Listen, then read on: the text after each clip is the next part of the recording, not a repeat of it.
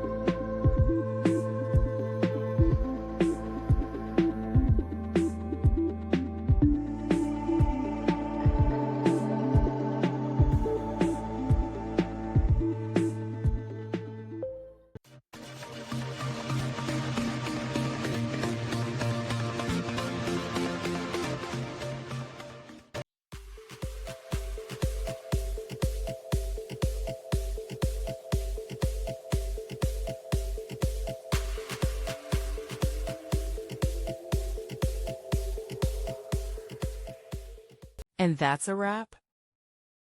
I hope you found the answer you were looking for. If you did, take a second to hit that subscribe button. It really helps out. And let me know in the comments which solution worked best for you. See you next time in the debug zone.